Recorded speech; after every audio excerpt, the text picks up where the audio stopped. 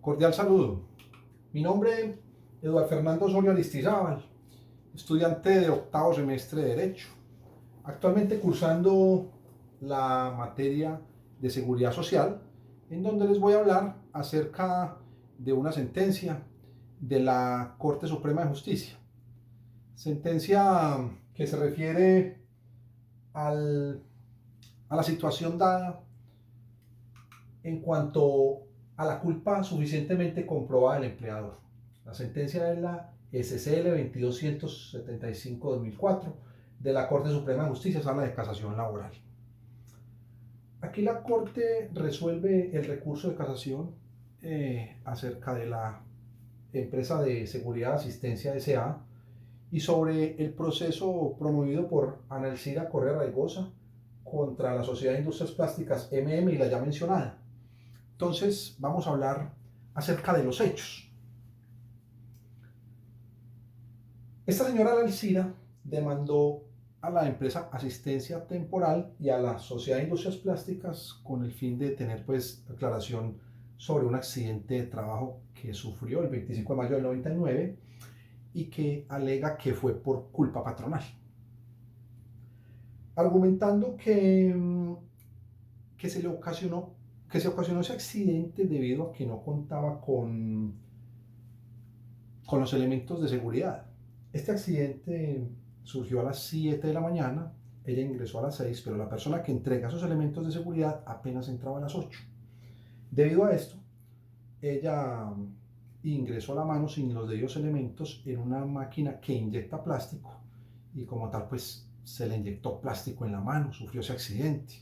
El dictamen final fue que pérdida la funcionalidad de su mano derecha inclusive, tanto que en una evaluación médica se recomendó como tal amputar. Bueno, no llegaron a esa situación. Entonces, ¿qué pasa? Una de las empresas, la empresa Asistencia Temporal S.A.,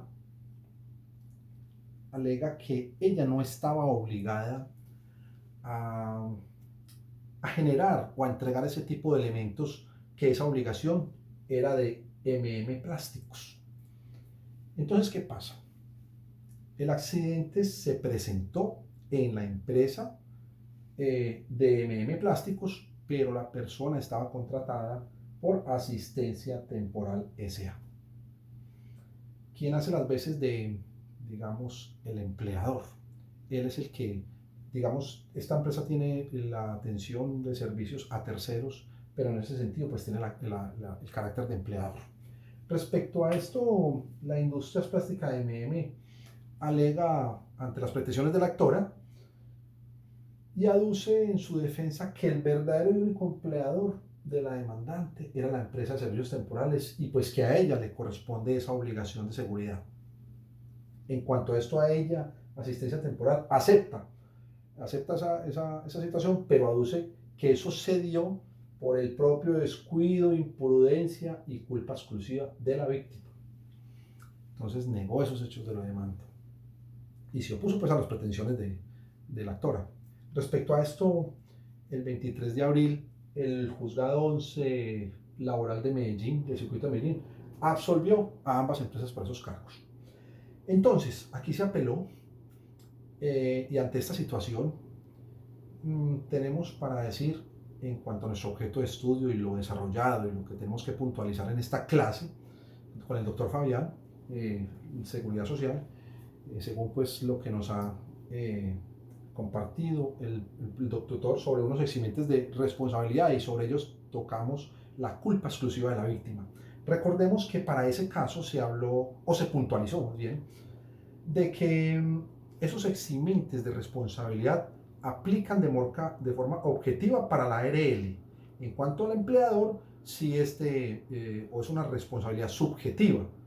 A este empleador sí se le aplican los eximentes de responsabilidad, pero según el Consejo Superior de la Judicatura, la culpa exclusiva de la víctima no es eximente, perdón, la Corte Suprema de Justicia no es eximente ante el empleador, pues según lo estudiado en clase, ese empleador debe demostrar, digamos, esa situación, y dadas las circunstancias, pues puede llegarse a que esa condena se disminuya hasta la mitad. Esto con respecto a lo que se está alegando en esta primera parte de la sentencia y que va a ser pues objeto de comentarios al final, que lo estoy haciendo en estos momentos, acerca pues de los conocimientos adquiridos. Ahora, después de la apelación, el Tribunal Superior del Distrito Judicial de Medellín revocó ese fallo,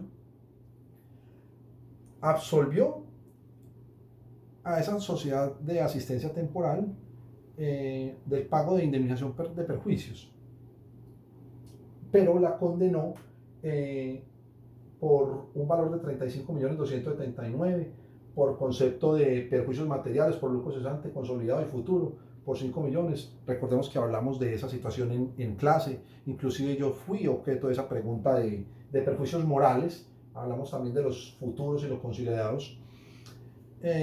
Sin embargo, se dice que en esta sentencia, el acto en que de manera general, pues sí le incumple al empleador de dar esos elementos de protección y seguridad. Además a ello, pues frente a eso, o frente a este caso, se señaló que esta máquina venía presentando una serie de fallas y que en el momento del accidente se puso en conocimiento de los trabajadores. Aquí se dice al respecto que la empresa MM Plásticas, digamos, debió tomar esas medidas de seguridad y no lo hizo, y desplazó esa culpa a servicios temporales, quien fue, pues, en este caso, la condenada. Dado, digamos, tanto el elegante poder de subordinación que éste tenía frente a los trabajadores en su misión, por tal motivo, pues, esta como tal debe resarcir esos perjuicios a la señora, según lo dispuesto en el artículo 216 del Código Sustantivo del Trabajo.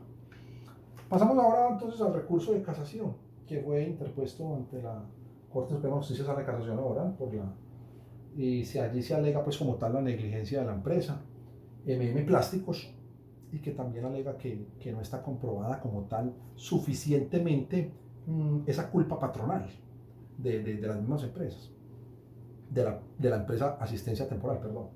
Ante esta, digamos, las consideraciones de la Corte fueron las siguientes. Ese tribunal que falló encontró como tal, sí configuró la culpa patronal, la encontró a través pues, de las investigaciones y las pruebas bien. El tribunal en el fallo pues también estimó que en el fallo laboral que el empleado responde hasta por la culpa leve, que se establece cuando los hechos muestran qué faltó en aquella diligencia de cuidado que los hombres emplean ordinariamente en sus negocios propios. Lo que hace relación con lo que explicaba hace un momento, que fue objeto de estudio en clase precisamente, cuando nos interrogó el profesor. También se habla o se refiere a la responsabilidad que origina, que se genera por esos perjuicios para efectos de determinar el grado de culpa. Eso está determinada en el caso de grado por el cual responde el patrono, según pues como lo dijimos ahora, el artículo 216 del Código Sustantivo del Trabajo, y resulta pues muy acorde a ello. Entonces, en ese orden de ideas, la Corte Suprema de Justicia, Sala de Casación Laboral y Administrando Justicia pues en nombre de la República, como dicen ahí mismo por la autoridad que le da la ley, no casa esta sentencia promovida por estas empresas y como tal pues argumentamos ya todas las consideraciones que esta Corte Suprema dio para plantear de manera objetiva lo que se desarrolla allí. Por tal motivo pues fue condenada en costas por esta situación a cargo de la empresa recurrente. El magistrado ponente de esta sentencia fue el doctor Eduardo López Villegas, quien les habla, Eduardo Fernando Soria Aristizábal. Espero que esta explicación haya sido objeto de una total comprensión. Pertenezco a la octavo semestre de Derecho en materia de seguridad social. Hoy estamos a mayo del 2023. Muchas gracias.